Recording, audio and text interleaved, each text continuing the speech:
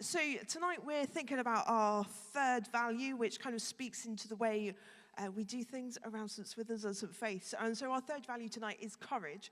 And so I wonder what, for you, is the most courageous thing that you have ever done. If you were here this morning, I'm going to say you're not allowed to use the example you gave this morning, sorry.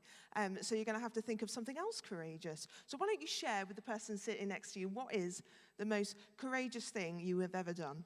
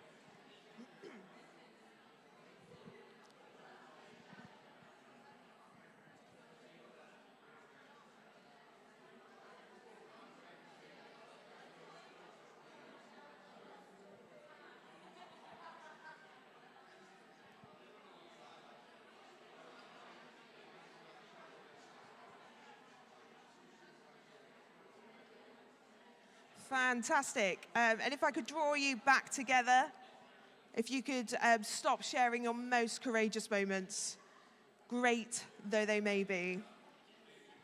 Fantastic. Would anybody like to share with the group? Anybody would like to share anything courageous that they've done? Ruben? No, just say where you are, sorry. Big voice. Did you? That's amazing. You did the highest zip line in America in Colorado. That's really, really great. Anybody else want to share? Oh, Juliet. Thank you. Yes, she doesn't want to. She's too shy. Oh, okay, too shy. Get her afterwards. Ask her to share afterwards. Fantastic. But I'm sure most of us at some point, like Ruben, might not have had a go on a big zip wire, but most of us at some point in our lives would have had a go on a swing, maybe a swing that looked like this when we were a toddler, or maybe another swing as well. And the thing is about a swing is that you can either encourage it to go higher and faster. I'm a bit worried that it might go off the back, so we're just going to be a bit careful. Or you can slow it down by sticking out your feet in front of you. And as I said, today we're thinking about our final value of courage. And so we're going to take some time to think about what it means for us to be courageous and how we, as a family of God, spanning different generations, can call out the courage by encouraging one another for the things of God. I wonder when you think about having courage, maybe with the things that we do at work, when we're at university, when we're with our families, with trying new things, whether that comes naturally to you or whether that makes you feel very scared. Hands up who thinks that they're quite a courageous person, that nothing fears them, that they're willing to try new things. Anybody quite courageous in this room? A few people, fantastic. And maybe who would say that they're a bit more cautious, would like to be keep things safe, prefers to be careful with the things that you do in life. That's definitely me. Maybe more people in the room. We've got a nice mix, I think. So as we look at the story of Lazarus, we can see that Mary and Martha was a close friend of Jesus, and so was Lazarus, but he was gravely ill. And so his sisters, Mary and Martha, send word to Jesus, hoping that he will come immediately and heal their brother. But instead of rushing to their side, Jesus stays where he is for 2 more days. And so when he finally tells the disciples that they are going back to Judea, there you go, the disciples are naturally concerned. They are like that people on the swing, they are sticking their legs out in front of them. They are refusing to go any further. And they remind him that actually, the last time he was in that region, that people tried to stone him. It's a dangerous situation. I think the disciples had legitimate reasons to be scared. They were going into hostile territory where people wanted to kill Jesus. It's easy, I think, to imagine their fear. Jesus, Of course, he knew the risks, but he also knew his purpose. So despite the fear, they followed Jesus. And Thomas, who is famously known as Doubting Thomas, although I just think he gets bad press for that, he says that let us go with him so that we may die with him. So Jesus goes back to heal Lazarus, and he does this even though Lazarus, by all accounts, will have been already dead. And he absolutely was dead because he'd been dead for 4 days. And he does this at significant risk to his life because the Jews could easily have tried to stone him. But Jesus was following where the Spirit was leading him, letting go of risk of reputation, even risk to his life. His courage in knowing his ultimate purpose was to lead him, despite everything pointing against him, to go and do it anyway. At St. Swithin's, we have seen people step out and display courage and faith in amazing, wonderful ways. Last term, we had somebody come on our Alpha course, and she started off being really, really timid, really quiet. She would hardly, in the first couple of sessions, say anything. And alongside this, she was also participating in one of our Kintsugi Hope course as well. But as the weeks progressed, we've seen something in her shift, a newfound confidence. She began to speak about the things that were important to her. She began to reflect on different subjects that our Alpha course covers. And we saw a real change in her. And over the summer, she began attending our Love Your Neighbour cafe. And she said that she would like to volunteer as well in our Love Your Neighbour cafe, which is amazing. And for her, is actually a real step forward. And even though she still struggles with anxiety, even though her mental health can sometimes take a dip, she said she wants to be brave, she wants to be courageous, and she wants to go for it. And she even said to me on Thursday that this church has helped me grow in confidence, which is incredible. And probably what it means for us as a church when we talk about our value of courage is recognizing that, yes, okay, we may be afraid, but we're going to do it anyway. And from that, we can go deeper and further than we have before. And I think, actually, fear can show up in our lives in many different ways. It can cause us to be insecure. It can cause us to be full of doubt. It can make us feel incredibly anxious.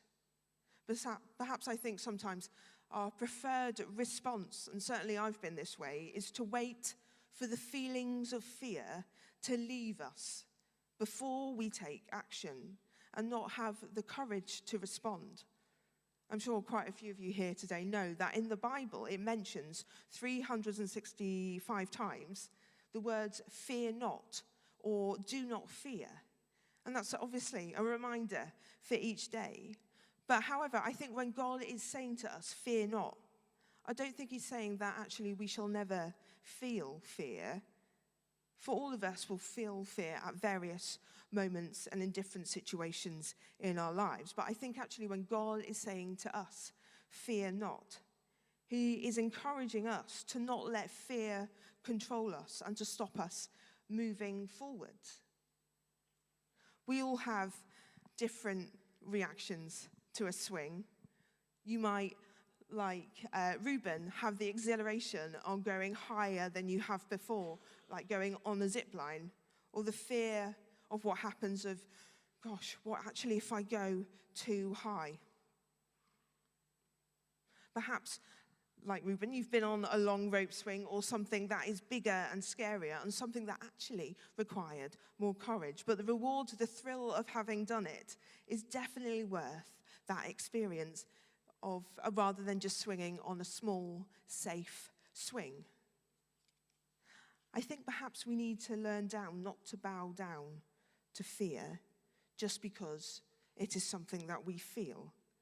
We're going to have to learn to do it anyway.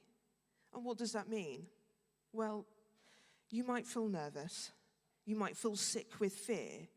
But it doesn't mean you can't do it whilst you are feeling that way. Fear can steal anything from us. Whether we walk in faith or whether we walk in fear is a decision we must make many times in our lives. Self-doubt can be one of the most biggest difficulties. Most of us doubt ourselves more than we doubt God. We doubt that we are making the right decisions. And this can make life really tough, as most days, of course, we are required to make decisions. And of course, some decisions can be really, really small, but other decisions can be truly life-altering. Sometimes the only way to find out if we are right about something is to take a chance on being wrong. I don't think it's a stretch to say that we must make that decision on a daily basis. If while we're thinking, if we're doing the right thing, it ends with being wrong, that's okay. Because God still loves us just as much as he always has. Courage is actually taking that forward motion while still in that presence of fear. Courage is definitely not feeling fear. Courage is feeling the fear and doing it anyway, doing what God is calling you into with the faith that the Spirit will go before us and will stand with us in all that we face. And for me in my own life, towards the end of 2018, that was quite a tough time for me. My mum died quite quickly after a cancer diagnosis. But towards the end of 2018, I was actually invited to spend Christmas and New Year in Australia. And immediately you might sound, wow, Victoria, that sounds amazing. You should definitely take up that opportunity. And it absolutely is amazing. And I imagine most of you here today would say, yes. But something was holding me back, and that is my very real and very present fear of flying. No, I don't like flying at all. Every time I get on a plane, I don't think it's going to plummet to the ground. But I just cannot bear turbulence in any way, shape, or form. And about 10 years ago, before I went to Australia, I had an awful flight back from Spain. It was turbulent, it was awful. I either adopt two positions on the plane. I either sit down and really grip the armrest and put all of my energy in that, or I just look out the window, or I just shut my eyes. By any accounts, I absolutely hate flying. And up until that point, I had never set foot on a plane. And so the thought of flying for about 20 hours absolutely terrified me. And so my initial reaction was to be like that person on a swing, to stick my feet out in front of me to stop me going any further forwards. But also, I knew that this was an opportunity of a lifetime. So with incredible fear, I decided to do it anyway. And I had a wonderful time. I was able to serve with something called Mission Australia on Christmas Day. We did a Christmas lunch for about 300 people. And when I was there, I even met people who come from my hometown of Tunbridge and used to attend my home church. It is a real small world. But had I been afraid and not gone and stayed still and stuck my legs out in front of me, there would have been so many things that I would have missed out on. I was afraid to fly. And I still am afraid to fly, but I'm going to do it anyway. I did go to Rome last year, and the flying was fine, but on the way back, we got caught in a rainstorm. But you know what? We did it anyway. But I definitely received encouragement from family and friends who were like the people that pushed the swing for me, encouraging me to go higher and further and learn new things about myself and go for it. And in my own faith journey, when I was accepted to train to become a vicar, there were a number of options I could have chosen. I could have chosen the safer option, which would have been to stay in Tunbridge, to train part-time, to stay in a place where I've lived for most of my life, trained locally, keeping my job, and having my friends and my family close by.